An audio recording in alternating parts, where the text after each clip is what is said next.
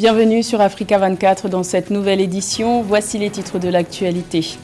Discours du président Alassane Ouattara devant le Parlement réuni en congrès à Abidjan ce mardi 18 juin. À un an de la fin de son troisième mandat, le chef de l'État ivoirien dresse un bilan positif sur l'état de la nation. Vous l'entendrez dans cette édition. L'adoption du projet de loi de finances 2024 se fait sur fond de tensions au Kenya. Face aux protestations des manifestants, le gouvernement a décidé de retirer 8 propositions fiscales du budget 2024-2025. L'une d'entre elles concerne la très controversée taxe sur le pain.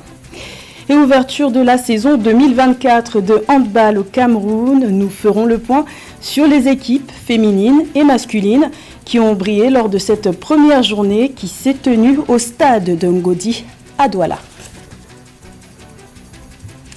Mais tout d'abord, au Gabon, la commission électorale a annoncé l'ouverture des inscriptions pour le vote spécial qui se tiendra le 2 décembre prochain dans les 276 circonscriptions du pays. Il s'agit d'un scrutin exceptionnel destiné aux institutions et aux personnes qualifiées. Comme le droit de vote spécial n'est pas conféré automatiquement, les personnes concernées ont jusqu'au 1er juillet pour s'inscrire. La catégorie d'électeurs bénéficiant de ce statut comprend le personnel de l'armée, de la police, du service de l'immigration, de la division des douanes, de l'autorité fiscale ghanéenne, du service pénitentiaire, du service des pompiers, des agents électoraux et du personnel permanent de la Commission européenne et des médias. Sa prise de parole était attendue en Côte d'Ivoire. Le président Alassane Ouattara était devant le Parlement réuni en congrès à Abidjan ce mardi 18 juin. Durant 1 heure, le chef de l'État ivoirien a prononcé un discours sur l'état de la nation. Il a dressé un bilan positif de la politique menée par son gouvernement.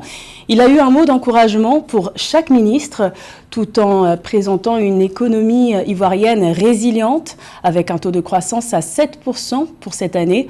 En revanche, le sujet sur lequel beaucoup l'attendaient n'a pas été abordé. Ses intentions politiques pour l'élection présidentielle de 2025 n'ont pas été évoquées. Je vous propose d'écouter un extrait de son discours.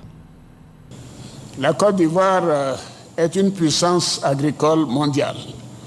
Nous sommes en effet le premier producteur mondial de cacao, le premier producteur mondial d'anacarde, c'est-à-dire le noix de cajou brut, le premier producteur africain de caoutchouc naturel, le deuxième producteur africain d'huile de palme et le 5e producteur africain de coton. Le pays est sur le point de devenir, à brève échéance, le premier broyeur mondial de fèves de cacao.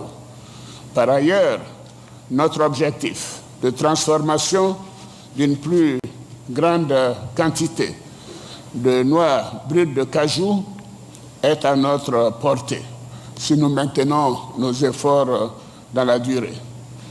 Avec des investissements projetés à plus de 15 milliards de dollars pour une production nationale de pétrole d'environ 200 000 barils par jour en 2027 contre 60 000 barils par jour aujourd'hui. Ce sera donc un bond spectaculaire dans 3 ans de production de pétrole. Comment améliorer la lutte contre la traite des personnes au Gabon et protéger les droits fondamentaux? Cette réflexion était au cœur d'un atelier organisé par l'Organisation internationale pour les migrations qui s'est tenu ce lundi. Objectif affiché, renforcer les mécanismes de lutte contre cette pratique qui concerne 17% des citoyens gabonais et 61% des personnes d'origine étrangère. Plus de détails avec Esther Conan. Au Gabon, 17% des citoyens gabonais et 61% d'origine étrangère sont victimes de la traite des personnes, selon l'Organisation internationale pour la migration. Ce trafic illicite s'effectue sous un éventail de pratiques telles que la servitude domestique, l'exploitation commerciale, voire sexuelle. Pour pallier le problème, le gouvernement gabonais entend renforcer sa législation sur le plan pénal pour réprimander drastiquement les auteurs de ces actes. Il y a énormément de personnes qui pensent toujours que le Gabon est le Eldorado, qui sont victimes de traite ou objets de trafic. L'OIM aujourd'hui est en train de faire la revue de la stratégie nationale de lutte contre la traite ainsi que du plan d'action national de lutte contre la traite qui sera assorti de budget que nous projetons de mettre à disposition de l'État gabonais. Réunis le 17 juin 2024 à l'occasion d'un atelier organisé par l'Organisation internationale pour les migrations, les autorités et la société civile gabonaise ont renforcé l'existant en matière de mécanismes de lutte dans le pays, aux fins de protéger les droits fondamentaux des personnes. Mon rôle ici est simplement de proposer et d'orchestrer les discussions pour trouver un accord sur les orientations stratégiques et les axes pour lutter dans les 5 prochaines années sur la traite des personnes au Gabon. Le Gabon, signataire de la Convention internationale pour la lutte contre la traite des humains depuis 2004, entend prévenir, réprimer et punir la traite des personnes afin d'interdire toute forme de traite et garantir la dignité des personnes sur le continent africain.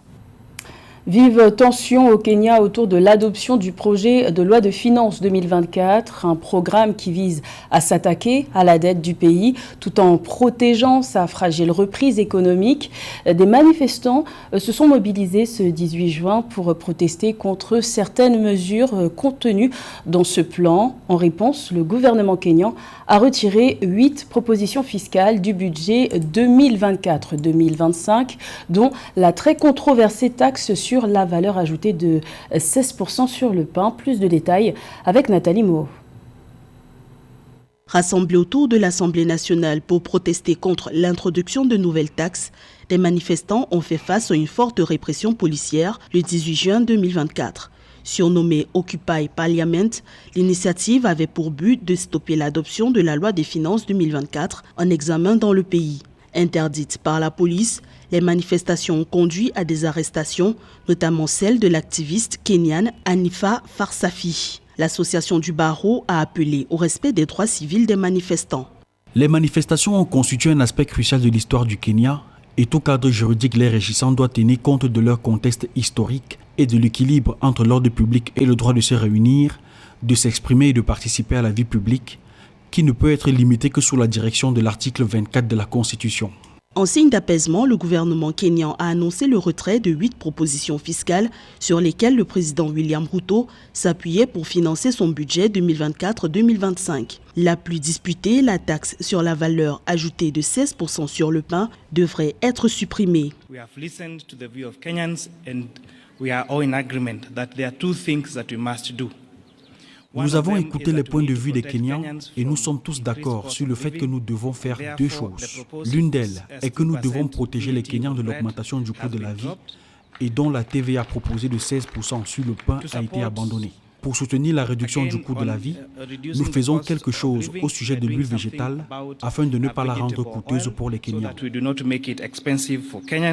En 2023, des hausses de l'impôt sur le revenu, les cotisations d'assurance maladie et l'augmentation de 50% de la TVA sur les produits pétroliers à 16% ont provoqué des manifestations contre la vie chère. L'exécutif kényan souhaite lever 2,7 milliards de dollars grâce aux nouvelles impositions, soit 1,9% du PIB, pour réduire la dépendance aux emprunts extérieurs.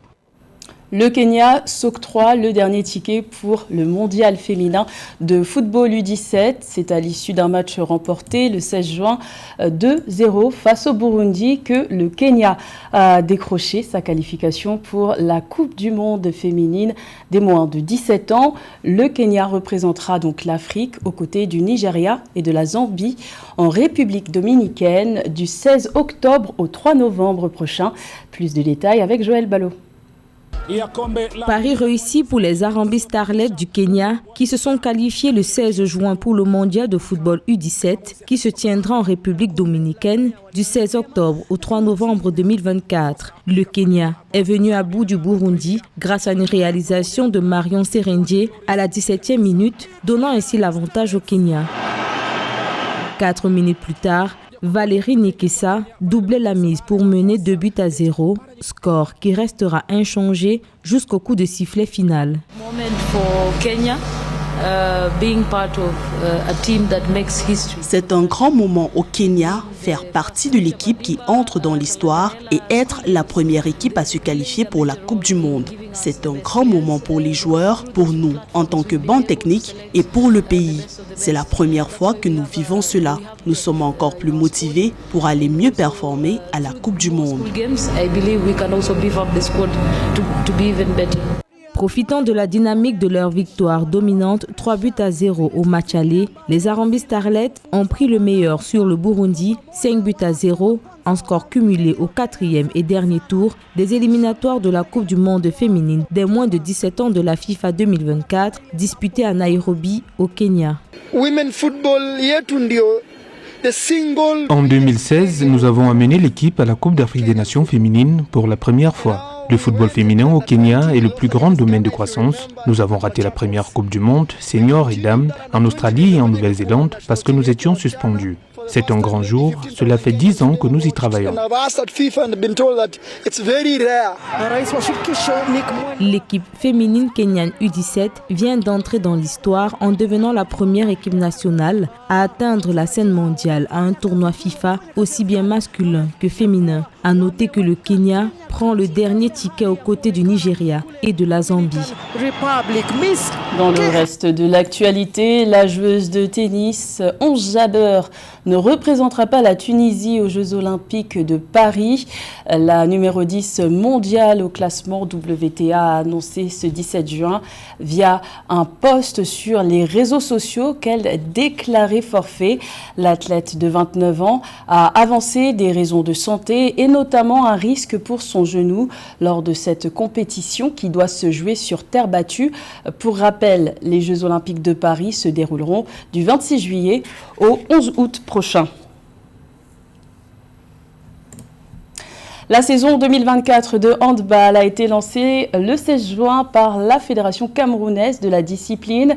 C'est au stade de Ngodi à Douala que s'est déroulée cette première journée sportive.